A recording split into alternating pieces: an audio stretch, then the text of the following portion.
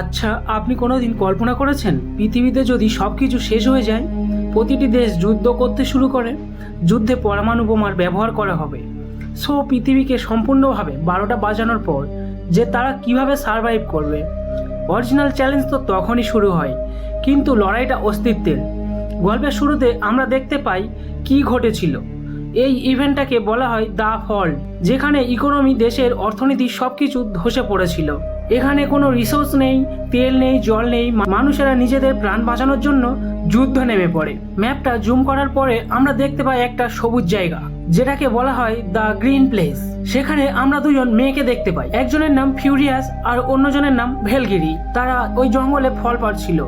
ফল পাড়তে পারতে তারা কিছু বাইকারদের দেখতে পায়। ফিউরিয়াস লুকিয়ে লুকিয়ে সেই বাইকারদের কাছে আসে আর দেখতে থাকে তারা কি করছে।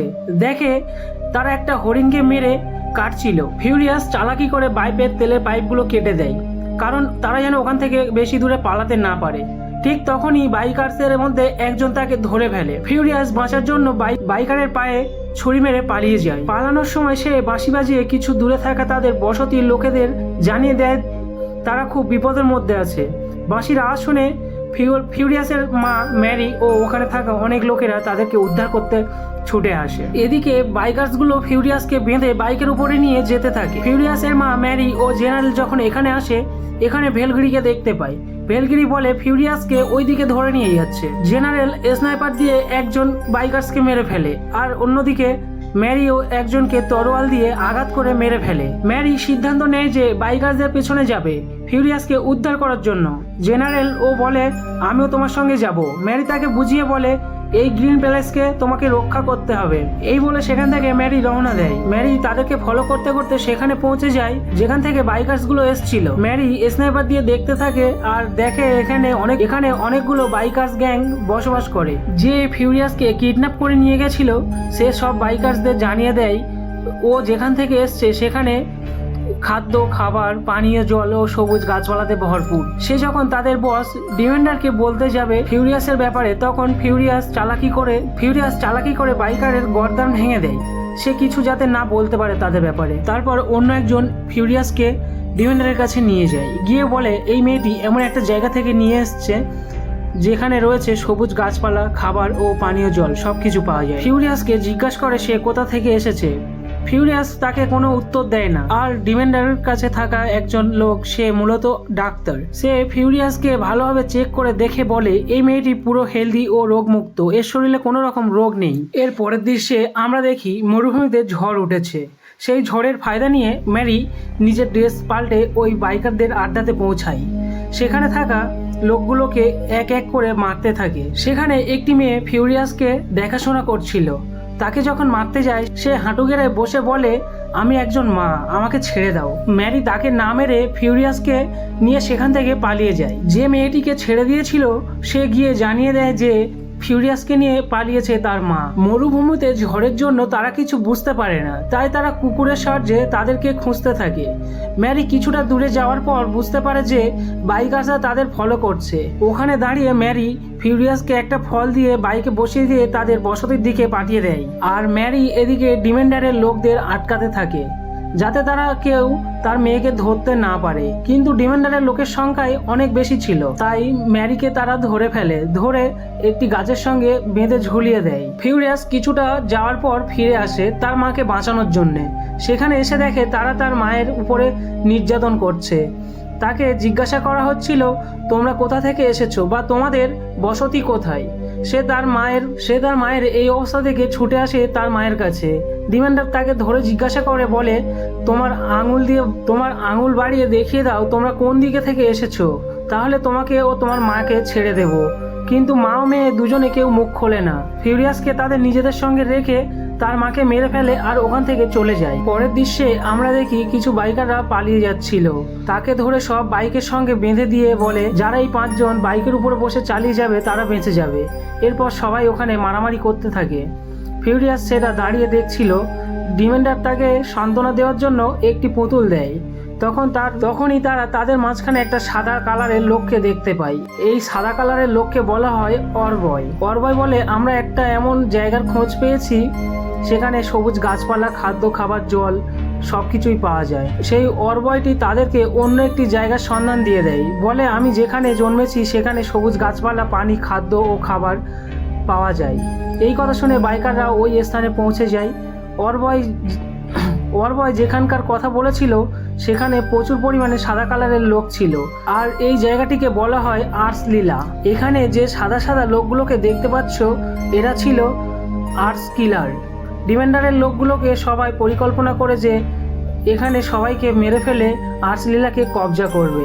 ডিমেন্ডার বলে তোমাদের যে বস আছে তোমাদেরকে দিয়ে গোলামি করায় ও জুলুম অত্যাচার করে, ঠিক মতো খেতে দেয় না, তাকে তোমরা আমার হাতে তুলে দাও। তার বদলে আমি তোমাদের বস হয়ে যাব, সবাইকে সমানভাবে রাখবো, কাউকে অবহেলা করব না। তারপর আমরা দেখতে পাই এই কিলারগুলো নেতা, তারা সবই মালিকের কথাই মানতো। ওদের বস ওদেরকে এমনভাবে ব্রেন ওয়াশ করে রেখেছে যে তারা তাদের মালিকের জন্য নিজের প্রাণটাই দিয়ে দিতে পারে। তারপর ওই অরবয়গুলো ডিমেন্ডারের লোকেদের উপর হামলা করতে থাকে, বোম মারতে থাকে ও বাইকগুলো উপরে তুলে নিতে থাকে। ডিমেন্ডার ওখান থেকে যান বাঁচিয়ে পালিয়ে আসে। এই মরুভূমির মধ্যে টোটাল 3টি জায়গা আছে। 1 নম্বর আর্সকিলার, দ্বিতীয় গেস্ট হাউস এবং তৃতীয় বুলেট ফার্ম। ডিমেন্ডার তার সঙ্গীদেরকে নিয়ে গ্যাস টাউনকে কবজা করে ফেলে। এই গ্যাস টাউনের যে মালিক ছিল তার একটা আঙুল কেটে আমরঞ্জোর কাছে পাঠিয়ে দেয়। সে জানতে চায় যে এখন এই গ্যাস টাউনের মালিক যদিও কেউ নেই, তাই কেউ চাইলে তার সঙ্গে ডিল করতে পারে। আমরঞ্জন ডিল করার জন্য তাদেরকে ডাকে আর্সকিলারের মধ্যে। সে বলে আমি তোমাদেরকে অধিক পরিমাণে তেল দেব, তার পরিবর্তে আমাদেরকে পানীয় জল, খাদ্য খাবার দিতে হবে। অমরঞ্জন তাই এই কথায় রাজি হয়ে যায় আর ডিমেন্ডারের থেকে 2জন সঙ্গীকে নিয়ে নেয়। তুমি যদি 2জনকে আমার সঙ্গে না দাও তাহলে তোমার সঙ্গে আমি যুদ্ধ শুরু করে দেব। তারপরে সিনে আমরা দেখি ফিউরিয়াসের মাথার চুলে ঝুমকো লাগানো ছিল। একজন লোক সেই ঝুমকোগুলো নিয়ে খেলা করছিল। ফিউরিয়াসকে এমন একটা জায়গায় রাখা হয়েছিল সেখানে অমরঞ্জনের স্ত্রীগুলো ছিল। একদিন রাতের অন্ধকারে ফিউরিয়াস তার মাথার চুলগুলো কেটে একটি নকল চুল বানায়, কারণ তার প্ল্যান ছিল সে এখান থেকে কোনোভাবে পালিয়ে যাবে। ঠিক একদিন এই রিক্টার নামের একজন লোক এসে ফিউরিয়াসকে উঠিয়ে নিয়ে যায় তার আড্ডাতে। রিক্টার তার চুল নিয়ে দেখছিল, তখনই ফিউরিয়াস সুযোগ বুঝে পালিয়ে যায়। রিক্টার কিছুক্ষণ খোঁজাখুঁজি করার পর তাকে না পেয়ে সে ভেবে নেয় সেখান থেকে পালিয়ে গেছে। ফিউরিয়াস আর্সকিলারের মধ্যে ছেলেদের বেশ ধরে লুকিয়ে থাকতে শুরু করে। যত লোক তাকে চিনতো সবাই তাকে ছেলেই ভাবতো। তারা দুভাই মিলে একটা শক্তিশালী ট্যাঙ্কার বানানোর পরিকল্পনা করে, যাতে দুশমনরা তাদের উপরে হামলা করলে ট্যাঙ্কারের কোনো ক্ষতি না হয়। ট্যাঙ্কার যখন তৈরি হয়ে যায় ফিউরিয়াস ভেবে নেয় সেই ট্যাঙ্কারের মাধ্যমে লুকিয়ে পালিয়ে যাবে। তারা নতুন ট্যাঙ্কারটি নিয়ে আর্সকিলারের দিকে যাচ্ছিল। রাস্তার মধ্যে ডিমেন্ডারের বন্ধু অক্টোপাস তাদের উপর হামলা করে। ডিমেন্ডার খারাপ ব্যবহার করার ফলে অক্টোপাস তাদের থেকে আলাদা হয়ে যায়। ওই ট্যাঙ্কার থেকে খাবার ও পানীয় জল নেওয়ার জন্য ট্যাঙ্কারের হামলা করে। এই ট্যাঙ্কারের মধ্যে ফিউরিয়াসও ছিল, তাকে সে সাহায্য করে।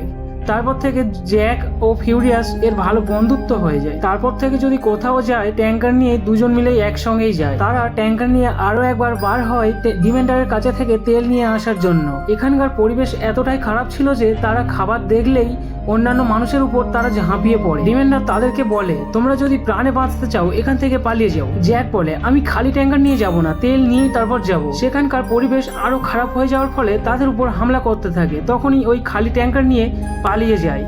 খালি ট্যাঙ্কার নিয়ে আসার ফলে আমরঞ্জনের লোকেরা খুবই বকাবকি করে। তারপর আমরঞ্জন বলে তোমরা 2জন মিলে বুলেট ফার্মে যাও, সেখান থেকে বোমা, বারুদ ও বন্দুকের গুলি সবকিছুই নিয়ে চলে আসো। হ্যাঁ, আমরা ডিমেন্ডারের সঙ্গে যুদ্ধ করব, কারণ সে আমাদের সঙ্গে গাদ্দারি করেছে। আমাদের থেকে খাবার নিয়েছে বটে কিন্তু তেল দিচ্ছে না। তারা 2জন যখন বুলেট ফার্মে পৌঁছায় দূরে থেকেই বুঝতে পেরে যায় ডিমেন্ডারের লোকেরা বুলেট ফার্মকে কবজা করে রেখেছে। ফিউরিয়াস স্নাইপার দিয়ে ডিমেন্ডারকে মারার চেষ্টা করে আর জ্যাক ট্যাঙ্কার নিয়ে বুলেট ফার্মকে ধ্বংস করতে থাকে। তারপর সেখান থেকে তারা 2জন পালিয়ে যায়। ফিউরিয়াস জ্যাককে বলে আমরা আমাদের বসতিতে যাব, যেখানে সবুজ জঙ্গল ও গাছপালায় ভরপুর, আর সেখানের কোনো কিছুর অভাব নেই। বুলেট ফার্মকে ধ্বংস করার কারণে ডিমেন্ডার রেগে যায় ও তাদের পিছু করতে থাকে। শেষ পর্যন্ত তাদেরকে ধরে ফেলে। তাদের 2জনকে ধরে শাস্তি দিতে থাকে। ফিউরিয়াসকে ড্যামেজ হাতে শেকল দিয়ে গাড়ির সঙ্গে ঝুলিয়ে বেঁধে দেয় ও তার লাভার জ্যাককে দড়ি দিয়ে গাড়ির পিছনে বেঁধে টানতে থাকে। এরপর অনেকটা সময় কেটে যায়। তারপর ডিমেন্ডার ফিউরিয়াসকে দেখতে পায় না, কারণ সে তার হাত কেটে পালিয়ে গেছিল ওখান থেকে। শুধু দেখে তার কাটা হাতটি ওখানেই ঝুলছে। তাই দেখে সে অবাক হয়ে যায়। ফিউরিয়াস তার কাটা হাত নিয়ে সোজা আমরঞ্জনের কাছে চলে যায়। তাদেরকে বলে ডিমেন্ডার এখানে আসছে তোমাদের এই আর্চ কিলারকে কবজা করার জন্য। সে প্রথম গ্যাস টাউন কবজা করে, পরে বুলেট ফ্রামকেও কবজা করে নেয়, আর এখন সে আর্চ কিলারকে কবজা করতে চায়। আমরঞ্জনের লোক তৈরি হয়ে যায় তাদের সঙ্গে যুদ্ধ করার জন্য। তাদের দুই দলের মধ্যে যুদ্ধ চলেছিল প্রায় 40 দিনের মতো। ডিমেন্ডার হেরে যায় ও তাদের সঙ্গীদেরকে নিয়ে ওখান থেকে পালিয়ে যায়। ফিউরিয়াস তার পেছনে যেতে থাকে তাকে মারার জন্য, কারণ ছোটবেলায় তার মাকে মেরে ফেলেছিল ওই ডিমেন্ডার। এখন তার লাভারকেও মেরে ফেলেছে, তাই সে তার প্রতিশোধ নিতে চায়। সে এক এক করে ডিমেন্ডারের লোককে মেরে ফেলে। ডিমেন্ডার নিজের প্রাণ বাঁচানোর জন্য মরুভূমির ঝড়ের মধ্যে ঢুকে পড়ে। ফিউরিয়াস ডিমেন্ডারকে ধরে ফেলে এবং নানানভাবে তার উপরে অত্যাচার করতে থাকে। দেখা যায় ডিমেন্ডারের শরীরের উপর থেকে একটা গাছ বেরিয়ে এসছে। ওই গাছে লাল লাল ফলও হয়েছে। সেই ফল নিয়ে আমরঞ্জনের স্ত্রীদেরকে দিয়ে দেয় আর ওখান থেকে চলে যায়। এখানেই মুভিটা শেষ হয়ে যায়। সো গল্পটা ভালো লাগলে লাইক, কমেন্ট ও সাবস্ক্রাইব করতে ভুলবেন না। আর নতুন নতুন মুভির গল্প শুনতে আমাদের চ্যানেলটি সাবস্ক্রাইব করে রাখুন।